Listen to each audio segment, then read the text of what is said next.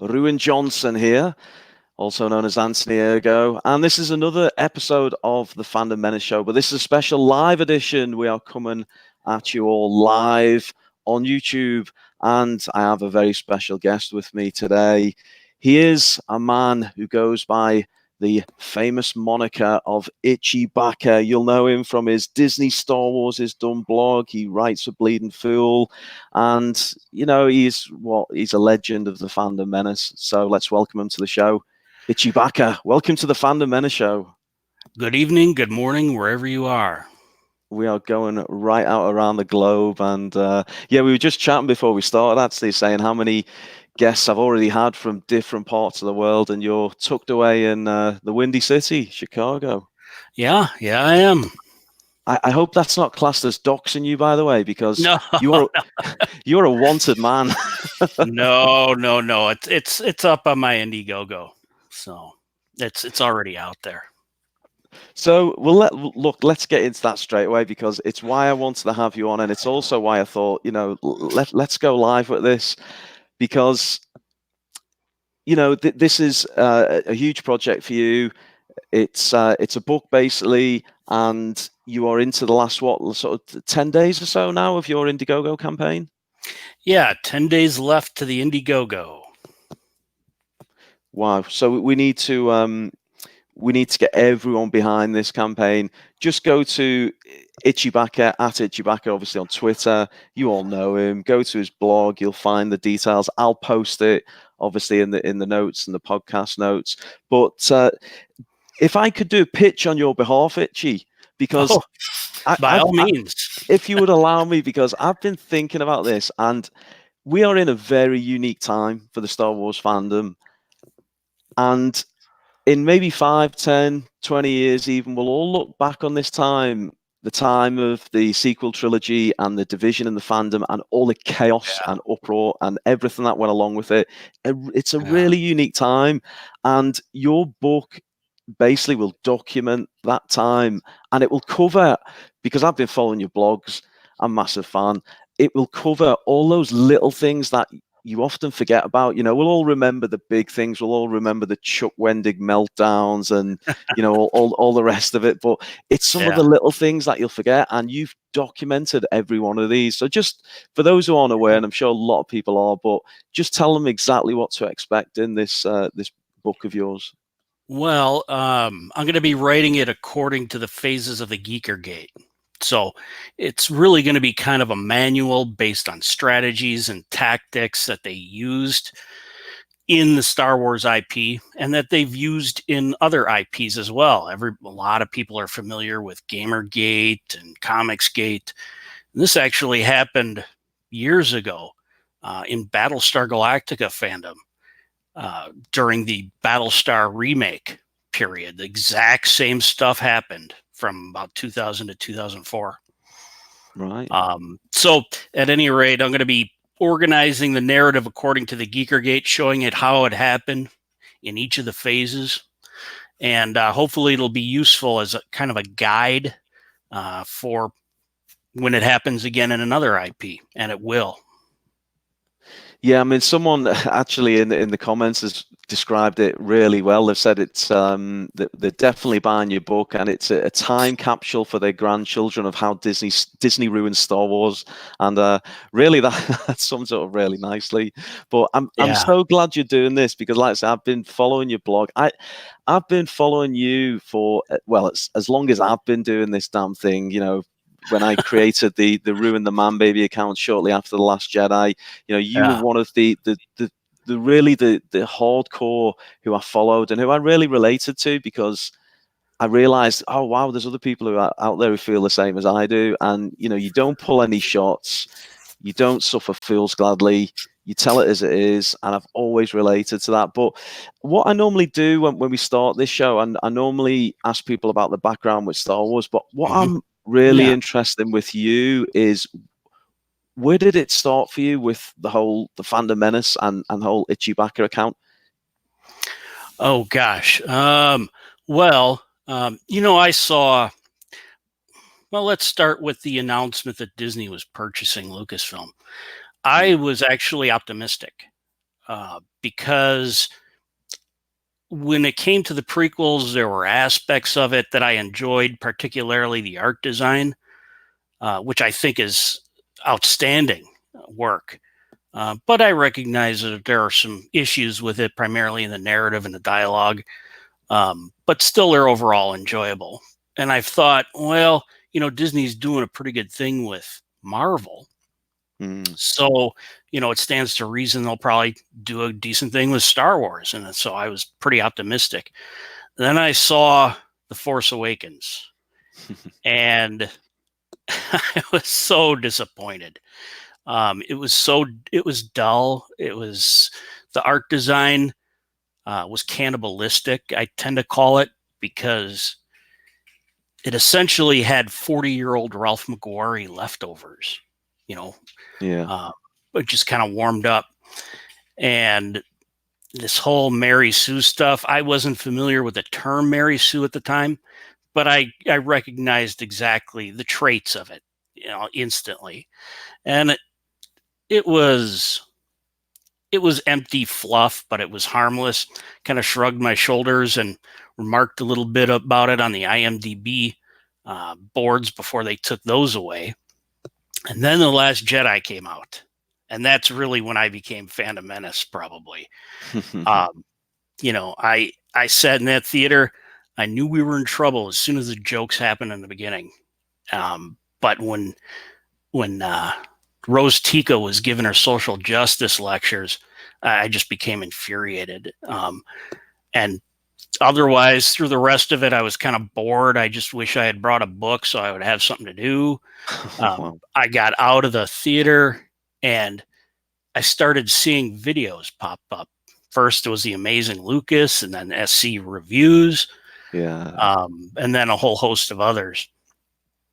But I just started this blog because everywhere I would go to express my opinion, they would either redact my opinion or ban me outright, just outright. Yeah. So I said, the hell with this. I'm just going to start a blog. And I really didn't expect anything to come of it. I thought I'd post, a dozen opinion pieces and be done. But the stupid things just kept coming.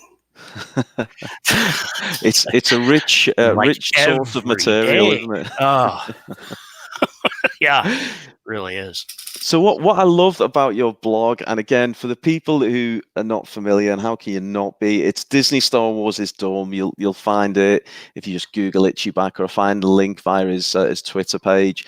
What I love about it is you control that blog. You're not reliant like we do on Twitter, who can really control what's being said. They can suspend people for the slightest of reasons. Oh, right. Or YouTube, where you can be again demonetized or downgraded, but you've got control over every word you put on that page and that blog, and it's you directly to your readers. And as a writer, as an author, I actually really relate to that format. So yeah, I've loved what you've done. I can't wait for the book. And yeah, that was one of the considerations too. Certain people gravitate towards certain media forms. Some people like videos, some people prefer podcasts, but some people prefer reading. And nobody was really doing long form articles. So I figured I'd do that. That was a consideration too. Well, if you don't mind, I want to give people a taste of what they can expect if they go onto your blog. Sure. And it kind of it tracks right back to The Force Awakens. So yeah. I'm only literally going to quote a couple of lines because I want everyone to go and read the full thing. And they're a nice length as well, actually. They're really, a nice, concise review. So going back to your review of The Force Awakens. Yeah. And you've got this great ability to kind of sum it up in one line. So your headline for The Force Awakens was "Awful Nostalgia-Dependent Fanfic." And then your little subtitle, "Heavy on nostalgia, light on substance. This film had so many problems that the sequel trilogy now has the potential to make the prequel trilogy look like the original trilogy." And yeah, you mentioned it just didn't do it for you, The Force Awakens. No, it didn't. And my reaction was immediate. I know a lot of folks liked it. and that's perfectly fine. I know it was appealing to see Harrison Ford back in action again as Han Solo, so I think that kind of entertained a lot of people. But outside of that, it was just kind of tiresome and a big shoulder shrug. But it wasn't offensive in the way that The Last Jedi was. It was mostly harmless. And Yeah, that's fair. I mean, I've said a few times to previous guests and on various videos and so on that I actually like The Force Awakens when it come out.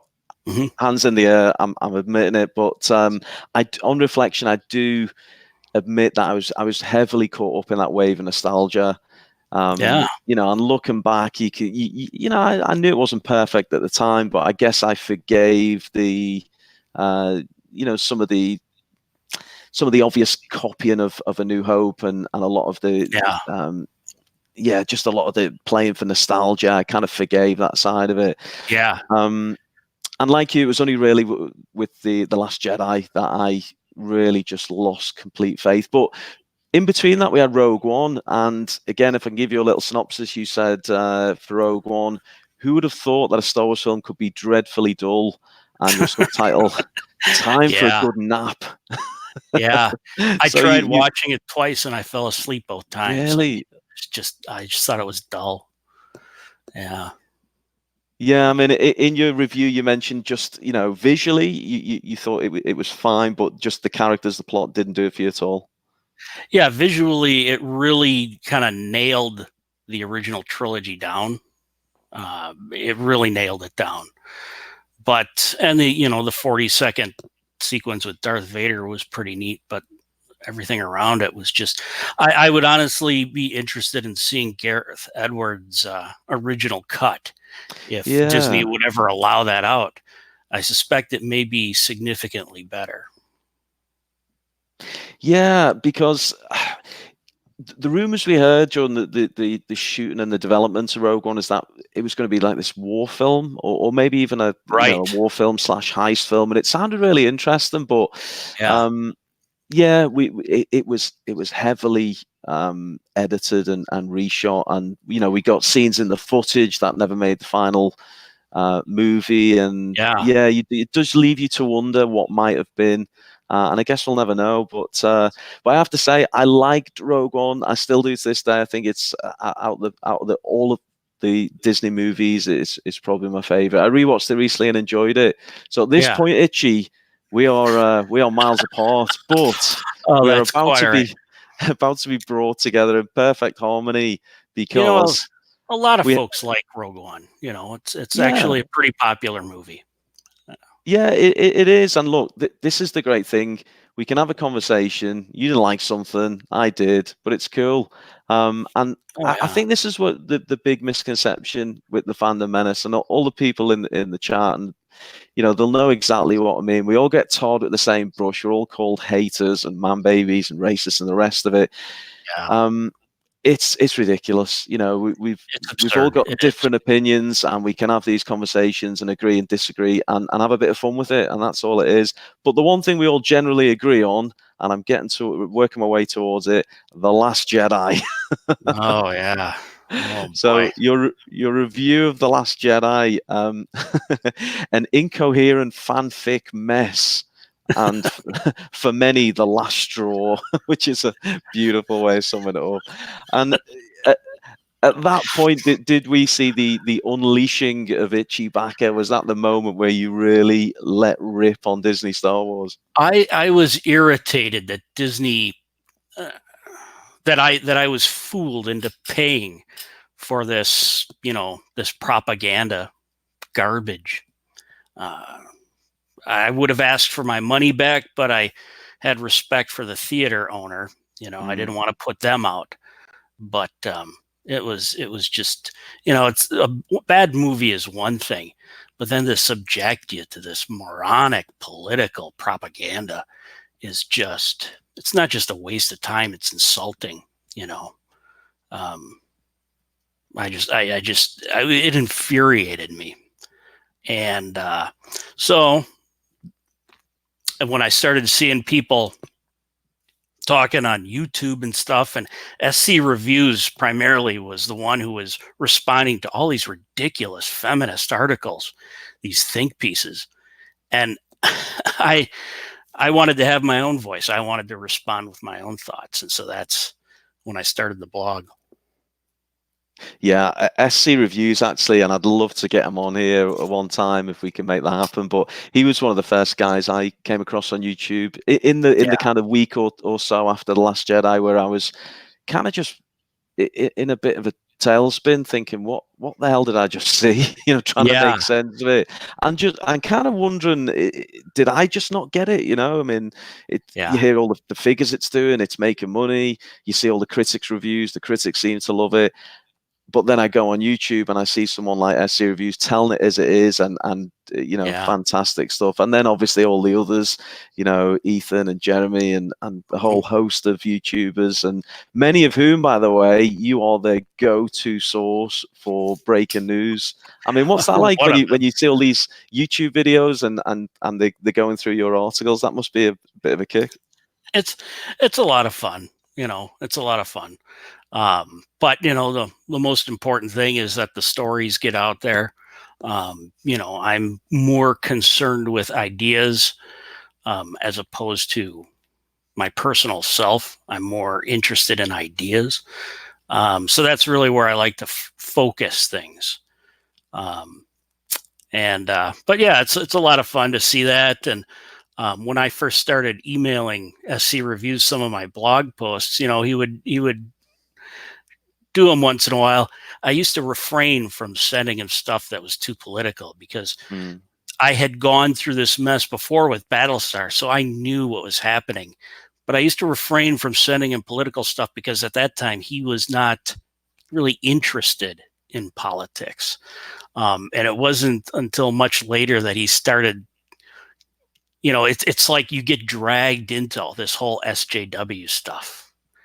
And once you see it, it's one of those things where once you see it, you can't unsee it, and it's a serious problem. Yeah. The one thing that really frustrated me actually is the creeping politics and agenda in Star Wars. And the thing that often gets quoted back to us is, oh, well, George Lucas was making a reference to the Vietnam War and blah, blah, blah. Okay, might have been, but it wasn't. It was subtle, and it was maybe an inspiration for a story he was telling, but that's where it ended. But what we are getting now are overt political messages. We are getting ridiculous subplots and capitalism is bad and save the horses, and every male character being ridiculed to make female characters look strong and independent, which is certainly not the way to do it. And he's Ryan Johnson, what he did, he's doing no service at all to feminism, because he's not creating interesting female characters. He's creating 2D cardboard characters. Right. He's unintentionally creating Barbarella is essentially what he's doing, and other kind of B exploitation films. He's not creating Ellen Ripley or Sarah Connor, which is an entirely different thing. Yeah, and if you look at those characters and you pick two great ones, when you think of their arcs, what they go through, the adversity, these are the things which make them strong. It's not just giving someone unlimited powers right off the bat, and she never loses in any situation. You don't relate to characters like that, and I don't know why people go and see it. I don't know either. With regards to the politics and that response we get, I actually wrote a blog post about it called "Politics in Star Wars," and there's what they say. You've kind of laid out a lot of their arguments, but we have to remember that when you listen to George Lucas in his interviews, and he talks about how he hated the studio system and he wanted to get out from under it. Well, one of the reasons is because he was supervised, right? So he probably really wanted Return of the Jedi and the rest of it to be a Vietnam hippie protest piece. But I suspect the older people running the studio, folks who are probably from the greatest generation, probably put a little bit of brakes on him from doing that entirely.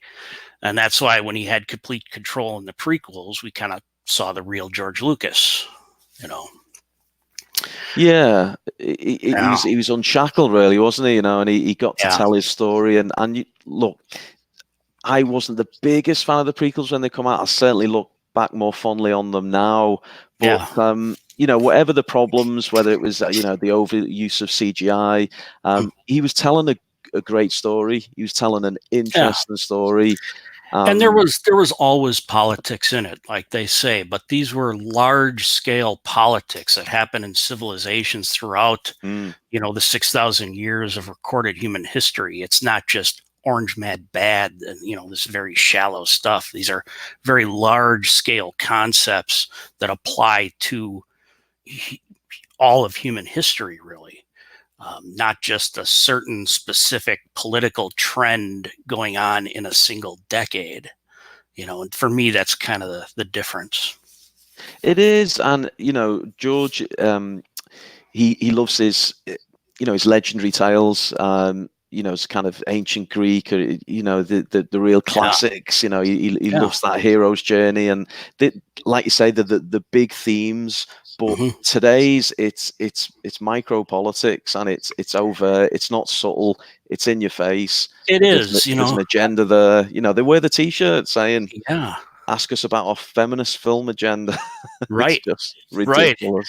Right. I made a comment on a stream the other day about this, about how, the people who had made the original trilogy, they had interests like military history and mysticism and mythology and culture and all this stuff. Whereas the people making it today, their interests are gender and skin color. And that's it, really. And so they wrap the facade of Star Wars around that. And so you have this very shallow, literally skin deep IP now. And it's kind of amusing because, Yoda in Empire Strikes Back said, luminous beings are we, not this crude matter. And yet the people making it now are focusing on the crude matter. Yeah. That's so right. And they seem to think that the only way they can get girls relating to a Star Wars character is to give them this female version of themselves. You've got to create an archetype for each member of society. Nothing could be further than the truth. You take a character like Luke Skywalker.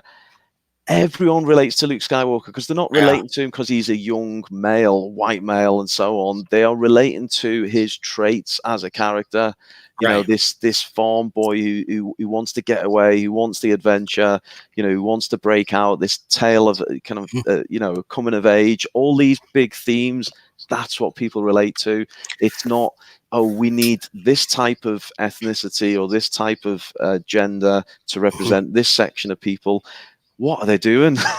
What are they doing? Well, and the women who were interested in Star Wars, and there are plenty, people like Jessie Milestone and that Star Wars girl and Mecca Random, and so on and so forth.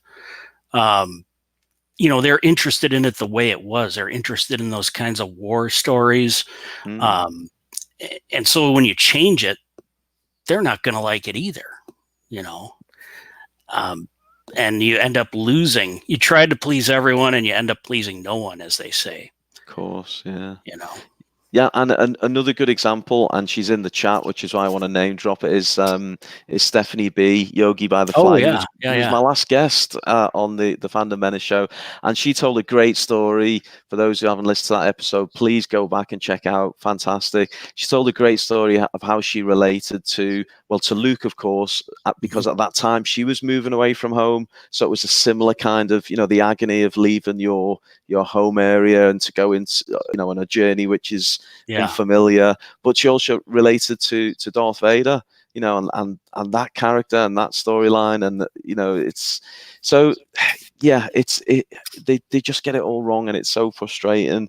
But I want to talk about something now, because you very kindly alerted me to your latest blog post not long before we went live. So I don't know how familiar everyone is, but yeah, do you want to sort of give us the scoop, Itchy? I get my own live Itchy Bacca scoop. I'm so excited. So it's regarding Bob Iger's book, isn't it?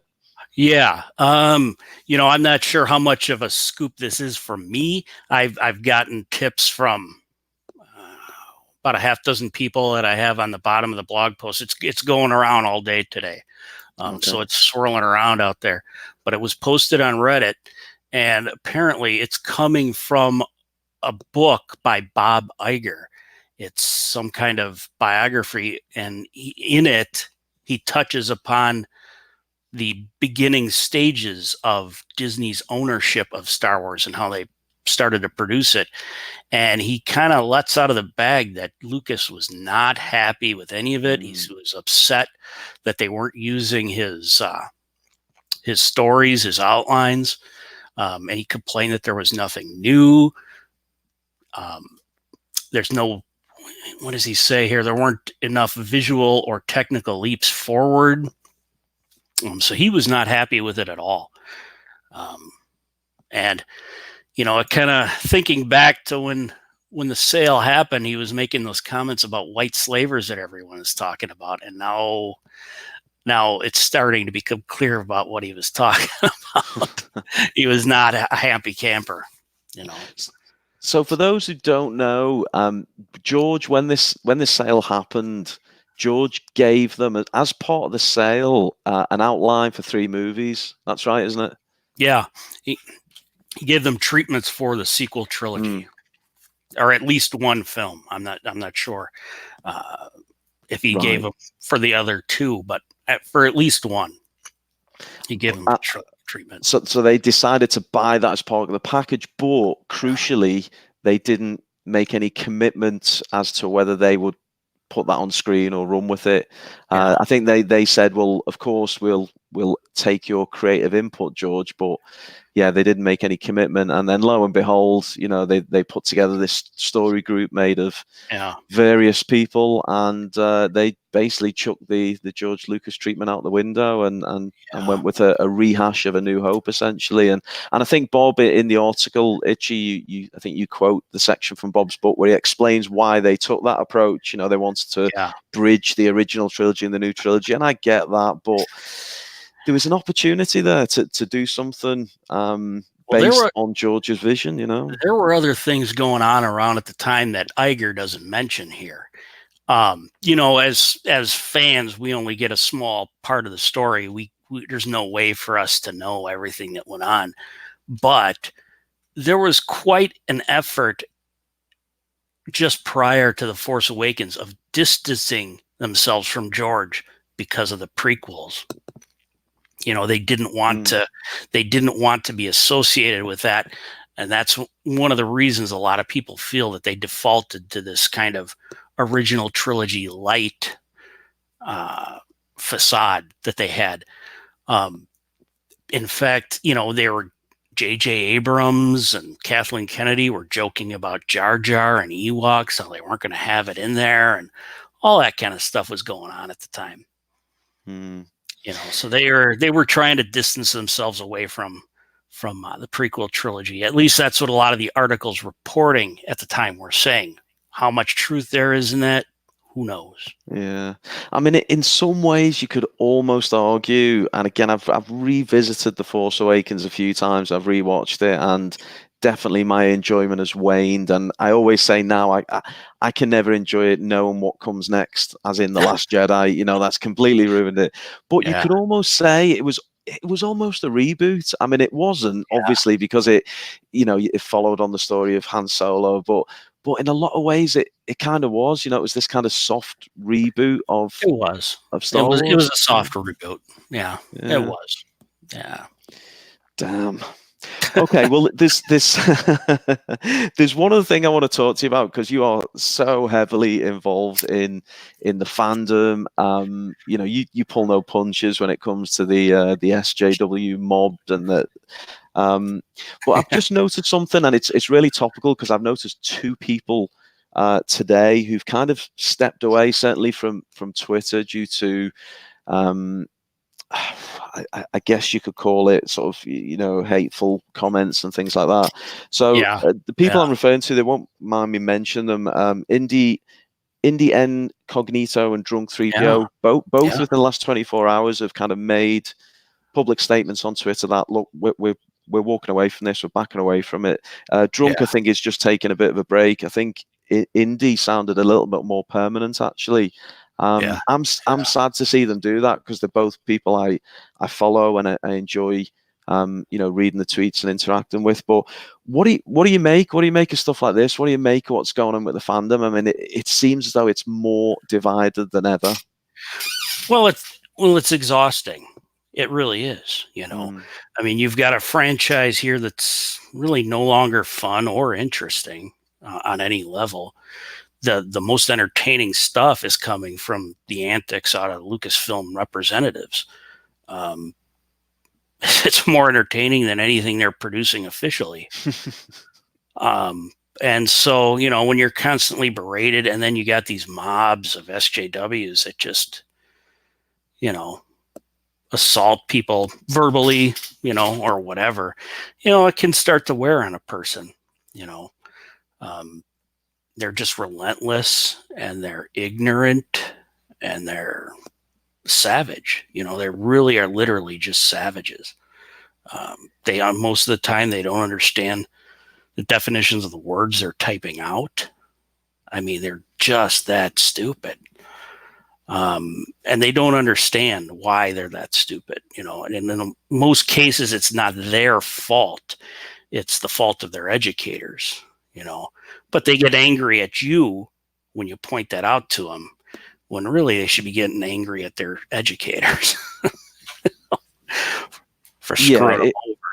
Yeah, you do have to wonder about the intelligence of these people and some of the things they come out with. I mean, I think I very rarely repost or retweet or screenshot a lot of the abuse directed my way, and I can take it. You know, I did this whole ruin the Manbaby stick as a bit of fun. It was my way of just, you know, kind of getting my feelings about The Last Jedi out there and do it with a bit of humor and a bit of satire. But inevitably, and in fact, Itchy, I think maybe we wind up the SJWs maybe as much as anyone within the Fandom Menace. We are on so many block lists you wouldn't believe. Oh, I know. You know, they want to be able to say anything they want about you without you being able to respond or clarify or correct, you know. And that's why they block you. I mean, blocking on Twitter doesn't have much of an effect because the person who blocks you can't see you, but everybody else can. So it's like sitting in a restaurant and putting a paper bag over your head. I mean, everybody's still around you. In fact, in some ways, where you see people replying and then you can't see the tweet because you've blocked them, in some ways, it makes it more intriguing what's being said, and you know, it's almost drawing more attention to it. But hey, that's how it works. But look, I want to do something a little bit different with you, Itchy, because what I thought is I put a tweet out there. We've got some people in the chat, and before we get into the infamous Manbaby challenge, I just want to fire some questions at you, if that's okay, from the people on Twitter and some of the people in the chat. Are you cool with that? Oh yeah, totally. Excellent. Okay, because we've had some good ones. Like I say, I put a tweet out there earlier, so let me see what the good people of Twitter have come back with. Okay, so question from Fandom Menace girl, who edits my podcast, by the way, so shout out to her. And she's come up with a nice bit of wordplay for you. She said, "What's the dumbest thing about Disney Star Wars?" Brackets, see what I did there. So a little bit of wordplay on your blog, but that's got to be a hard one. How the hell do you pin it down to one thing? Yeah, it's hard. Well, you know, really the dumbest thing is their failure to create a legitimate female protagonist. I mean, it's not that difficult. It's been done many times before. And then even dumber than that is how they act like it's the first time it's ever done. It's such a bizarre thing. They act like this is some great civil rights stride, but there have been leading female protagonists for 40 years or more in genre film and television. I mean, it's really nothing new. In fact, really, the sequel trilogy represents a reversion to all those old B movies, where they had the girl running around doing silly stuff and the guys are rolling their eyes at it, And that's really, it's a shame because it kind of ruins the female protagonist. You know, Ellen Ripley, Sarah Connor made such great strides in film back in the day, but the stuff they're producing now is just terrible. And that's really the dumbest thing, I think. Acting like it's a great civil rights stride when in fact it's been done many times over for decades. Yeah, learn some goddamn history, people. Yeah, well done, man. Okay, I've got another one for you. This is from Maura JD. She said, "Ask him for his top 3 Star Wars shills."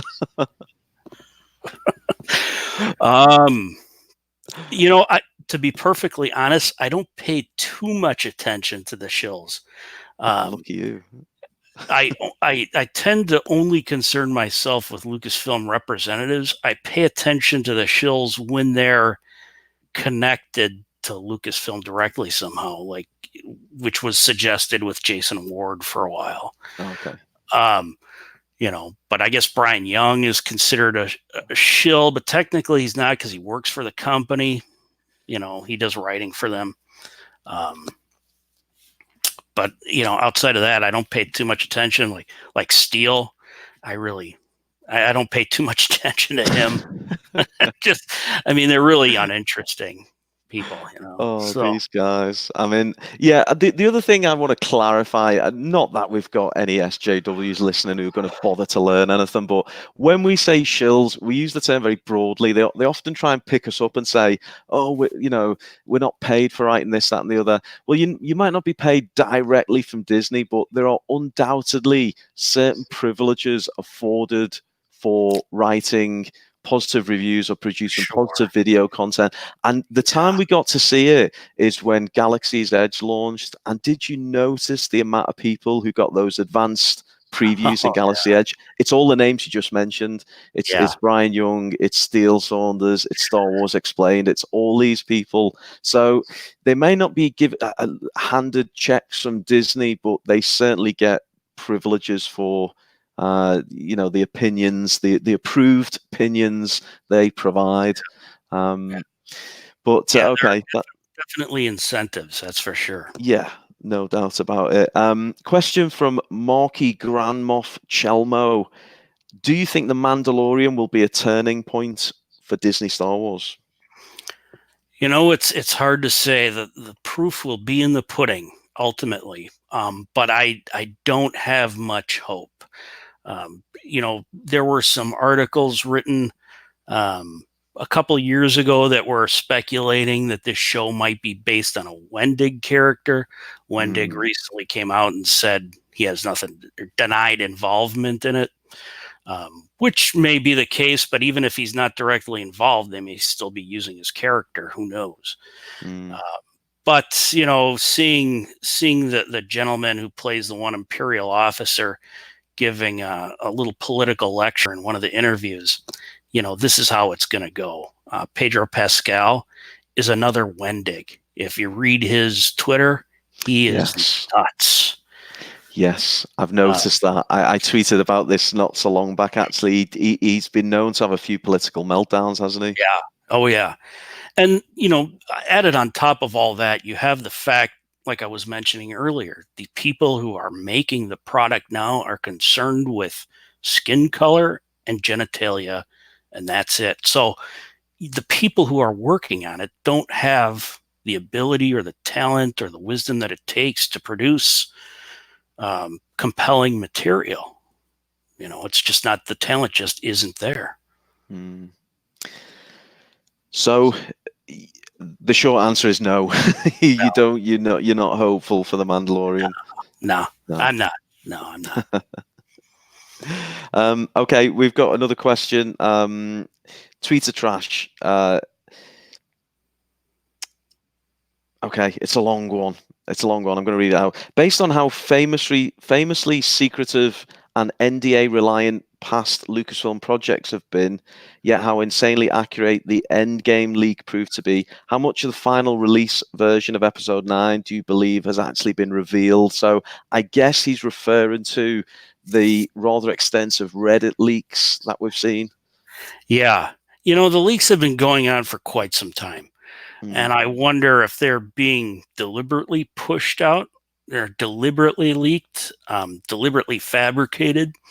And one potential reason for doing that is if you send out a bunch of a ton of leaks over time, and each one is a different story, then it kind of protects what the real story is, right? Because even the real story is just another potentially fake leak. And so it kind of helps obfuscate what might really happen in the movie, to try to kind of keep that under wraps. I'm not sure anyone really cares, though. Well, I think you've hit the nail on the head, because I'm noticing more and more just this growing apathy. Oh, yeah. And that is the worst thing. I mean, we had the fallout from The Last Jedi and the split in the fandom, but at least people were talking about it and were being passionate. Now it feels like there's this shift towards, well, we just don't care anymore. And that's I think so dangerous. Apathy has crept into the general audience, and that's why I predict Episode 9 will do less than Solo. I'll probably be wrong. Wow. But that's my prediction, because I do see this apathy. I've seen, I wrote a blog post about it, about why I made that prediction. And I kind of laid out all my reasons, just seeing the diminished interest, the falling sales. The writing is on the wall. And, some people don't want to believe it, but, you see it all the time. People just kind of shrugging their shoulders. You used to see, in advance of a Star Wars movie, you used to see like little widgets of counting clock down, the days and hours and minutes. And you don't see that as much anymore. The anticipation, the excitement is just not there. And I wonder, is a lot of that down to the fact that hardcore fans such as you and I was born the year that the first Star Wars movie came out. You actually went to see it in the cinema, is that right? Yeah. So I mean, this goes back decades for you, and when you and me too, and when you've got real hardcore fans like us who are just losing the will, it's a real bad sign. Yeah, it's hard. It's hard for, I think, for younger folks really to understand the impact that the first movie really had. Nowadays the franchise is considered, kind of, I don't know what the word is for it, kind of a movie about space wizards with laser swords, as they say. But when it was released, it was considered almost dark and gritty. It was considered a gritty take on the old Flash Gordon serials. And because of the concept of the used universe, primarily, which really hadn't been seen too much before. Science fiction films before that were always showing this futuristic, polished, perfect world. And then along came Star Wars, and it looked realistic. That's one of the reasons it was so impactful. Yeah, you're right. You are so right. Well, look, we have reached the part in the show where, as Anthony Ergo, I step away and I introduce you to a certain round-headed, notorious man known as Ruin the Manbaby. Itchy Bacca, are you ready to meet Ruin and face the Manbaby challenge? I suppose I am. Hello, man babies. Ruin Johnson here with his rolling R's, and today we have Itchy Bacca. Now, Itchy, my friend Pablo has been telling me you've been causing a little bit of bother for Pablo. Apparently, you've photoshopped his head and you're popping out the top of his head, and he's rather upset, but he doesn't appear to be very impressed with the tribute video I made for him. I don't know why he didn't like my music video. With a sneaky picture of him with his top off and his hairy chest. But anyway, never mind. Old Pablo, I'm sure he's listening secretly. He's logged on under a fake pseudonym. But enough about Pablo. Itchy, I'm about to test your knowledge of The Last Jedi. Now, do you know how the Manbaby challenge works, Itchy? No, I don't. Okay, let me explain. Because you Fandom Menace, you're all very simple-minded. So let me set it out for you. The Manbaby challenge will test your knowledge of The Last Jedi. Now, I'm going to ask you 10 questions, multiple choice, and the object is to get the answer wrong. Because if you get the answer wrong, Itchy, you will be a Manbaby. But if you get the answers right, you'll be a shill, and I'm sure you don't want to join the ranks of shills, do you? I would prefer not to. There we go. Okay. So, question 1. Complete this Snoke line. Oh no, I'm asking the wrong question. That was from the very first week. No, can't give you that one. Okay, where are we? Okay, question 1. How much screen time does R2-D2 have in my perfect Star Wars movie, The Last Jedi? Is it A, 4 minutes 25 seconds, or B, 1 minute 25 seconds? B, You going 1 minute 25 seconds. You going for B as the wrong answer? Yes. Or no, the wrong answer would be A. You're going for A is the wrong answer. And it is the wrong answer. Well done, Itchy. You are 10% Manbaby. Yes, poor R2 only got barely a minute's worth of screen time in my movie. There we go. Question 2. Now, one of my favorite scenes. But where was it filmed? Where was Canto Bight filmed? Was it A, Dubrovnik, which I believe is in Croatia, or was it B, Tallinn, which is in Estonia? And I want the wrong answer from you, Mr. Bacca. I have no idea. B. You're going for B, Tallinn, Estonia. Is the wrong answer. Well done, Itchy. You've 2 for 2. Deal. Good guess there, Itchy. Okay, number 3. Which character did Hermione Caulfield play? Are you familiar with the name, Itchy? No, I am okay. not. You really should. I saw the movie once, and it will never stain my retinas ever again. That was enough. Maybe you should watch my director special on The Last Jedi. I'm sure you would enjoy it. Well, anyway, your options for Hermione Caulfield, is it A, Tally Lintra, or is it B, Paige Tico? The wrong answer is A. A is the correct answer. Unfortunately, you've slipped slightly there, but not to worry. Yes, it was Tally who was played by Hermione. So moving on to 4. Who had more screen time? Was it DJ or Chewbacca, who's obviously a relation of yours? But who had more screen time in my movie? Was it A, DJ, or B, Chewbacca? Oh, DJ. You're going for DJ. Oh, no, the wrong answer is DJ. DJ is the correct answer, unfortunately. rather insultingly, this stuttering idiot had more screen time than the legendary Chewbacca. It is a sad fact, but not to worry, Itchy. You're still 2 from 4. You can still finish more Manbaby than Shill. Question 5. What was the name of the ship that DJ steals? Is it A, the Stratus, or B, the Libertine? They're not easy, these questions, are they? No, they are not.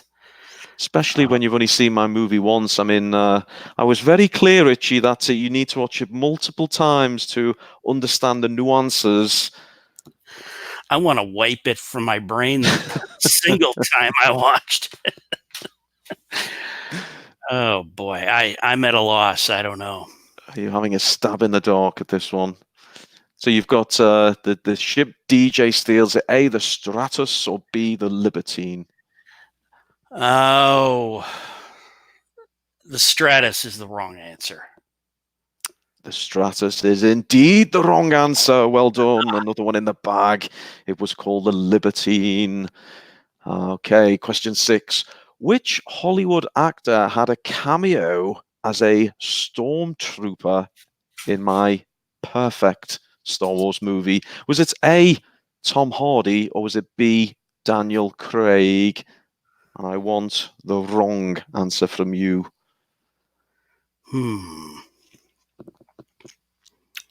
Let's see. It's a bit of a trick question, this one. All right. Say it one more time. Yes, so which Hollywood actor had a cameo as a stormtrooper in The Last Jedi? Was it A, Tom Hardy, or B, Daniel Craig?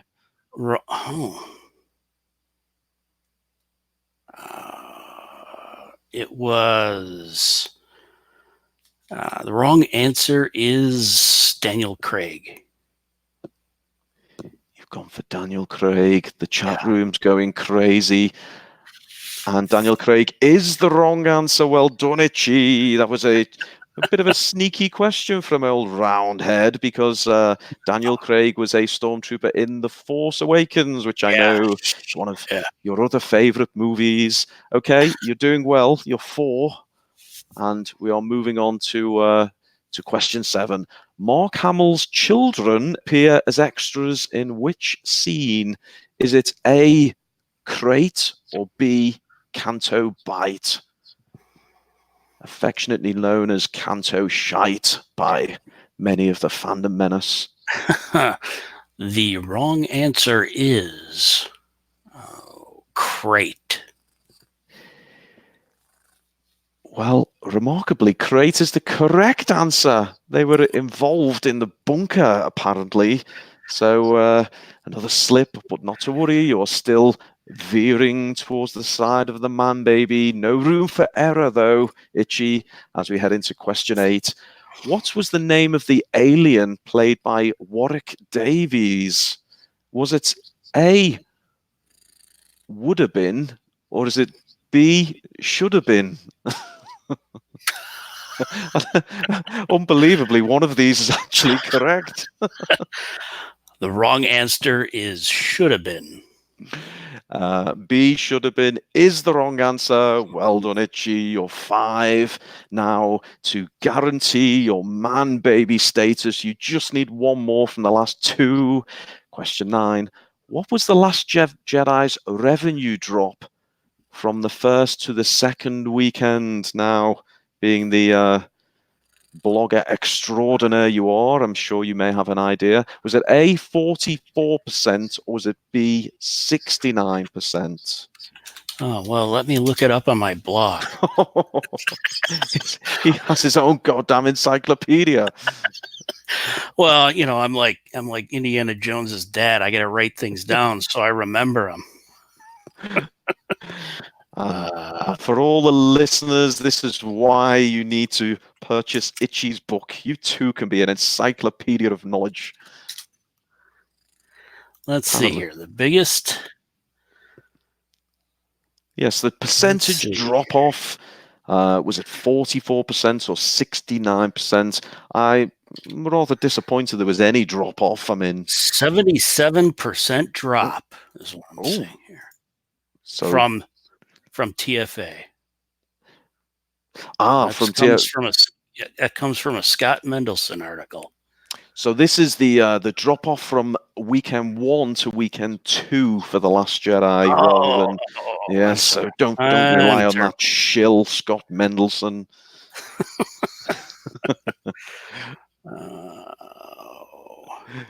I know there was a big drop. I don't remember the percentage. Was it big or was it almighty? Is the consideration. And remember, I need the wrong answer. 44% or 69%. And some people being rather rude in the chat, saying it should have been a lot higher. I'm going to say 41%. You're going for A. Is the wrong answer correct? You've done it. You're right. It's wrong. The correct answer was a humongous 69% drop off from weekend 1 to weekend 2. I guess everyone was just so stunned by my fantastic movie they forgot to come to watch it again. Sorry about that. I was looking for the answer and I couldn't find it. But I knew it was a big drop. Yeah. You did indeed. And finally, question 10. Chrome Dome is the name of a song on the official soundtrack for my movie. Is this true or false? The wrong answer is false. It is the wrong answer. Can you believe there's a track called Chrome Dome? I'm sure all you Manbabies have purchased the soundtrack and you all enjoy that particular rendition. So, Itchy, you did rather well, my friend. You scored a very, very confident 70% Manbaby. You are firmly within the Fandom Menace. No chance of being a shill. I'm afraid, Itchy, I won't be able to send you any tickets for Galaxy's Edge. I'm so sorry, but if I could get a signed copy of your book for Pablo, that would be much appreciated. Goodbye, Itchy. Ruin is departing, and Anthony will return. Itchy, you did well, my man. Well done. Thank you very much. 70% is a fine performance on essentially what is a lot of guesswork, isn't it? Okay, so as I take on the mantle from Ruin, there is one other bit of fun we need to do, and it's a thing called the Star Wars interview. Now, because you're a similar generation to me, you might know the James Lipton Actors Studio interview. You know the one? Oh yeah, so, yeah. You know it. So this is my own version of it, obviously with a Star Wars twist. So, Mr. Itchy Bacca, are you ready for your Star Wars interview? I am ready. Okay, here we go. Itchy Bacca, who is your favorite character? Ooh. Out of Star Wars or in general? Out of Star Wars. Darth Vader. And who is your least favorite character? Probably Rey. What is your favorite scene in the whole of Star Wars? I really like the space battles. Probably the space battle in Return of the Jedi. Attack on the Death Star. Yeah. Nice. My favorite movie, by the way. And what is your least favorite scene in the whole of Star Wars? Again, in Return of the Jedi, there's a period right between where Leia meets Wicket and when Lando arrives at the Death Star.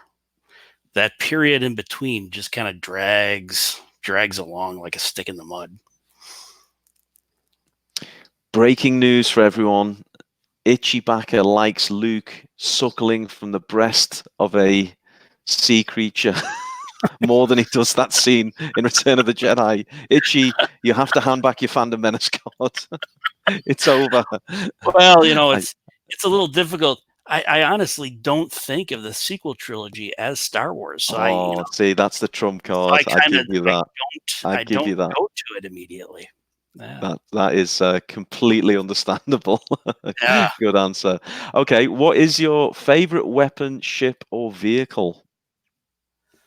You can have any of those, by the way. I don't need one for each. Weapon, I ship, or really, vehicle. really like the Imperial shuttle. It's a really great Oh, design. yeah. The white with the, I guess the wings that come down. Is that the one? Yeah. Yeah, I know the one you mean. I had that toy. What is your least favorite weapon, ship, or vehicle?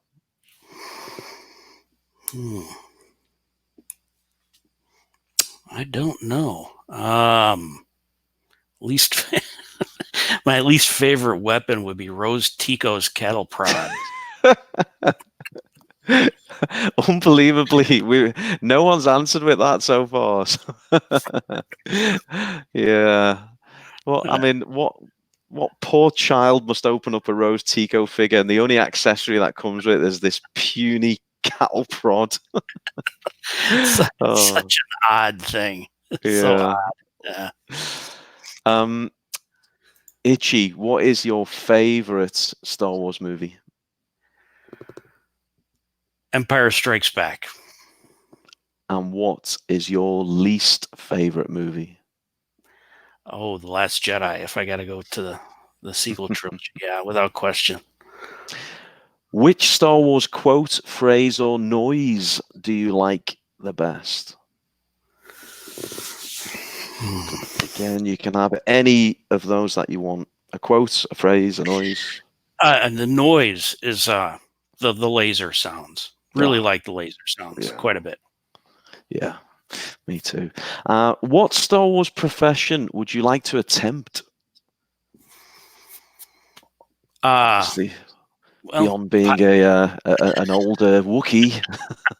Piloting a starship would probably be on the top of my list.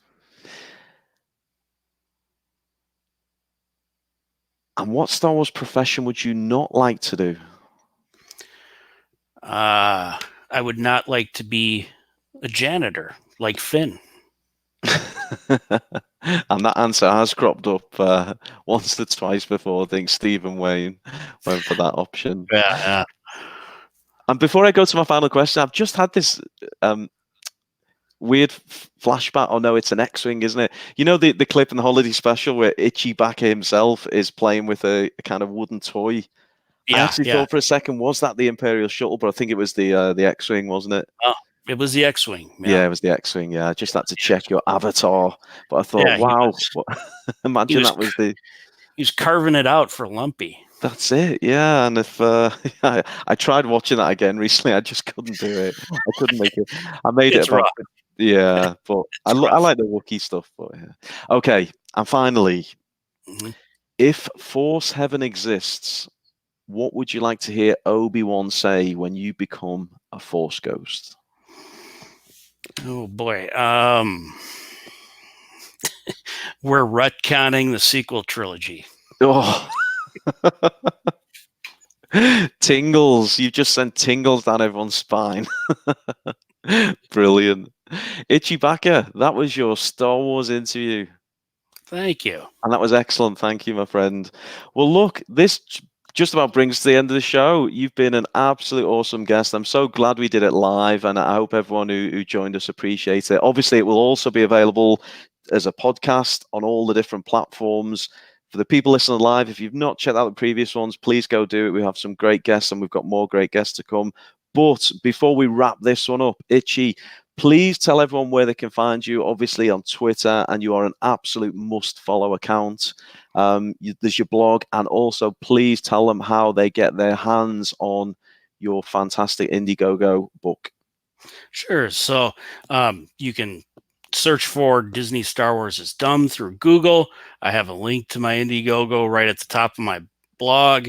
You can go right to it, and it'll take you right to the Indiegogo. I actually just produced a second trailer for the book that some of you might get a kick out of watching. And so it's all up there. Awesome. And I just want to give one final thought to the people listening. Every time you back Itchy's book on Indiegogo, an SJW will scream into the void. So just bear that in mind. And they've still got time, haven't they, Itchy? As of right now, and as we're live, there's 10 days left. Yep, there's 10 days left, so there's lots of time, and lots of time to purchase a copy, and there are discounts if you buy multiple copies. So get to it, people. We circle the wagons in the Fandom Menace, and we're all right behind you on this project. And personally, I can't wait to see the final product itself. It's already causing a stir on the other half of the fandom, which is fantastic for your marketing. I mean, yeah, Pablo's my marketing department. You are living rent-free in Pablo's head, as in the design on your your front cover. Exactly. Brilliant. Well, Itchy, this has been absolutely awesome. I've enjoyed it so much. I've been such a fan of your Twitter and your blogs for a long time. So, yeah, I've enjoyed talking to you, man. It's been great. Well, thank you very much for having me. It was a lot of fun. Cool, good stuff. Thank you, man. And thanks to everyone in the chat and everyone listening to the podcast. And I will catch you all soon. Goodbye, man babies. Later.